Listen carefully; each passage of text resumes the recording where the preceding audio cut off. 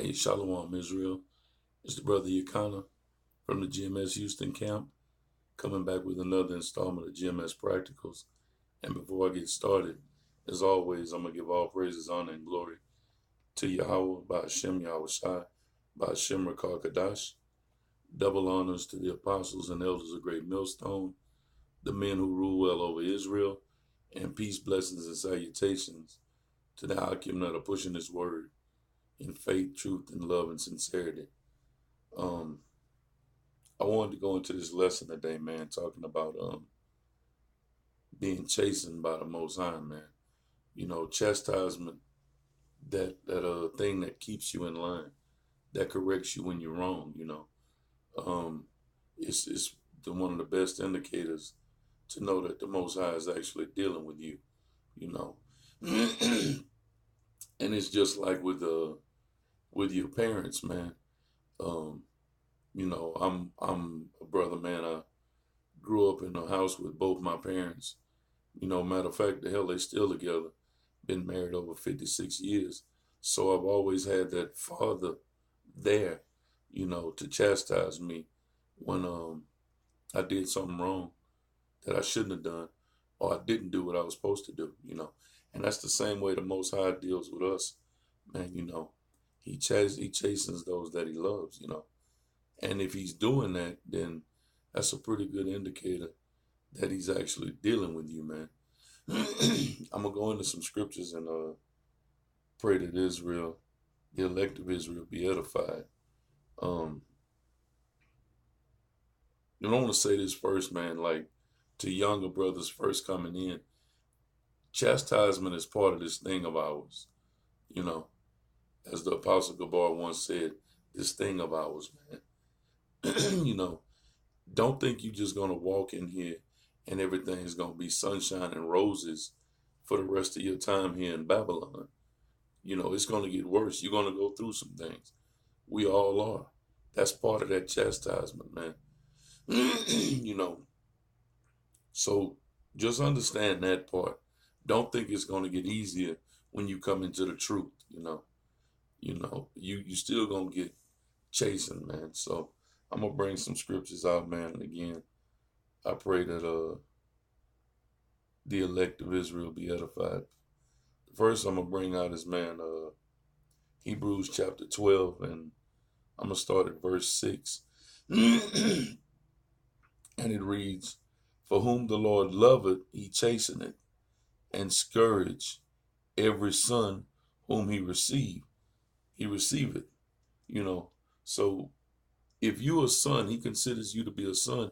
He's gonna chasten you, man, and then he's gonna scourge you. Basically you're gonna get something put on your ass to keep you in line. You know, verse 7: If you endure chastening, Yahweh dealeth with you as a son, as with sons.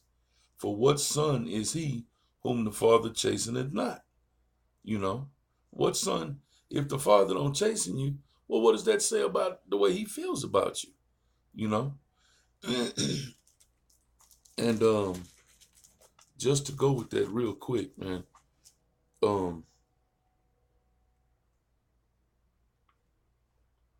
Yeah, it says, for what son is he whom the Father chasteneth not?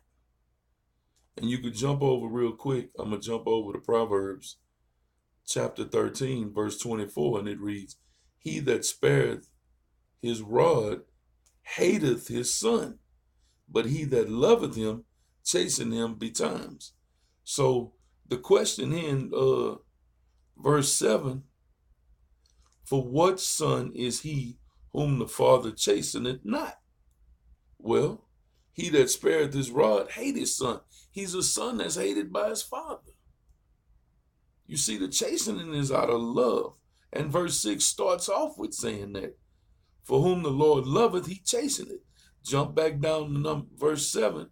For what son is he whom the Father chasteneth not? If chastening is out of love, then Proverbs 13 and 24 answers the question. What kind of son is he? Well, he that spareth his rod hateth his son. He's a son that is hated. And that's not where you want to be, man. But it does go on to say, but he that loveth him, chasing him betimes. Whenever you get out of line, it's going to be something put on your behind, man. Simple as that. But that shows you the love versus the hate. Now, if you in the wacky-tacky Christian church, they going to teach you the otherwise. Just the opposite. They'll teach you otherwise, man. You love your son, you ain't going to beat on your child if you love him. Who in their right mind would beat their child if they love them? You love your child, you nurture them and you talk to them. Yeah, you do those things too. But as the scripture has said, I don't give a damn what the pastor said, because the scripture said, he that spareth his rod hateth his son. There's no other word that displays dislike on a stronger level than the word hate. That's the worst it can get, man. So if you sparing the rod, you hate your son. The same thing with the Most High. He chastens us because he loves us. A good indicator he's dealing with you. If he ain't dealing with you, he ain't gonna chasten you. The rod is spared and you just some nigga with no covering, and woe is coming to you, man. Destruction. You are bound to be put to death without the Most High Spirit on you, man. There's no way out of that. So the rod shows that you love. But like I said, the wacky-tacky Christian church would teach you otherwise. Ain't nobody gonna hit me. And I've heard several women say that. Ain't nobody gonna hit my kid. I won't even hit my own child. You ain't finna hit my child. Well, then good. In about 15 years, you can go visit that nigga in Huntsville or Gatesville or in Beaumont, one of these prisons around here, you know?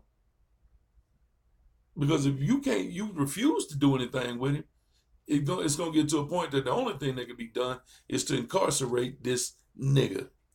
Because that's what he's going to turn out to be, bro. Back in Hebrews chapter 12, then pick up at verse 8. But if ye be without chastisement, whereof all are partakers, then ye are bastards and not sons. That means you're not of the Most High, man. If you a bastard, then shit, you got no father. No father, no chastisement. No chastisement, no love. No love, no covering. You just out there, man. And you bound for destruction. Verse 9. Furthermore, we have had fathers of our flesh, which corrected us and gave them reverence. Shall we not much rather in subjection unto the Father of spirits and live? You reverence your father and he whooped your ass, but somehow the Most High put something on your ass, you don't deserve it? Are you serious? The Most High is just, man. He's righteous. Everything he does has a balance to it. He don't just go around just, I'm gonna put something on your ass I'm gonna just do it.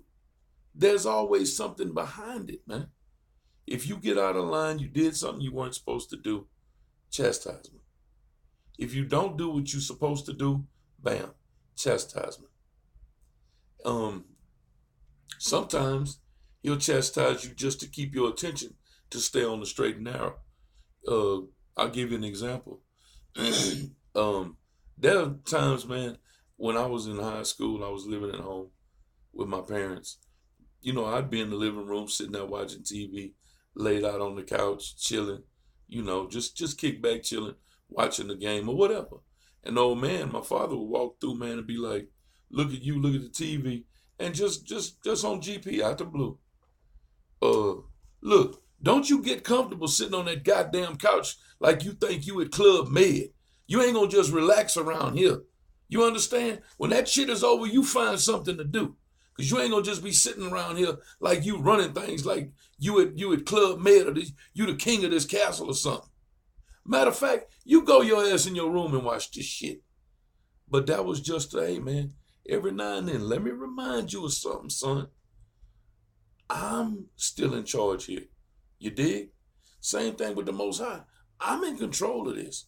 Don't you ever get too relaxed to think that I won't light your ass up just to get your attention and keep you on the straight and narrow. Because if I don't, I'm not dealing with you and you a nigga. And that's the worst thing you could be. Well, outside of being a Edomite, but that's a whole nother lesson. So every now and then, man, and my father, my old man would do that, man. You know, he would just give you a reminder. Don't forget who you are and where you are, you know. I'm gonna bring this out just real quick because it goes along with that. Proverbs 3 and 12, it reads, "For whom the Lord loveth, he corrected, even as a father the son, in whom he delighteth." Man, you know what? I get on both my sons and my daughter, you know, and people used to say when they were growing up, you know, you don't whip that girl like you do them boys. And I said, well, shit, I ain't gonna answer that. Ask her.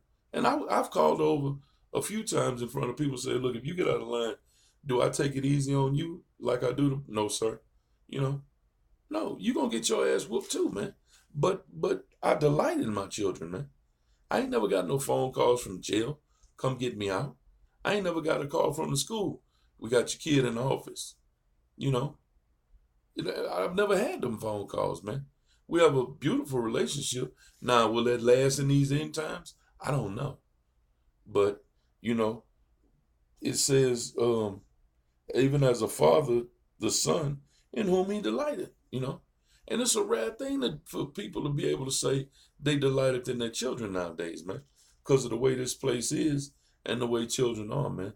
And I say children, my children are all in their 20s, but it's a thing that, you know, it's a respect thing.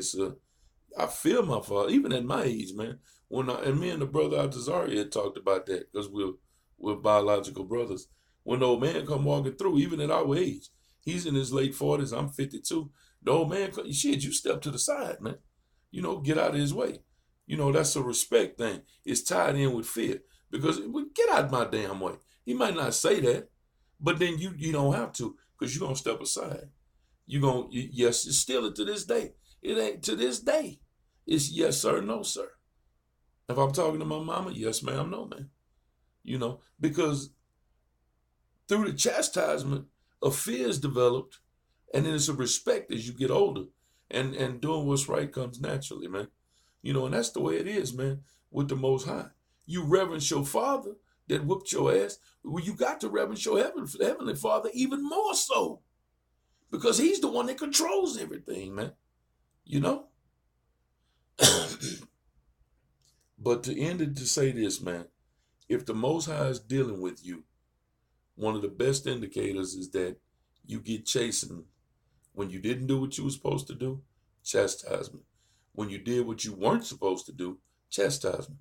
And every now and then, just to keep the axles greased, put a little oil on it, so to speak, just to keep the axles greased, get on your ass and light you up just to let, oh, what did I do? You just keep in mind, stay on the straight and narrow.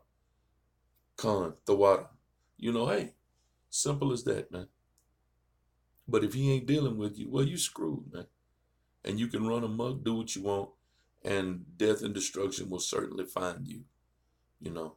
So that was all I had on that, man. I just wanted to go into that briefly, man. You know, again, especially the younger brothers first coming in.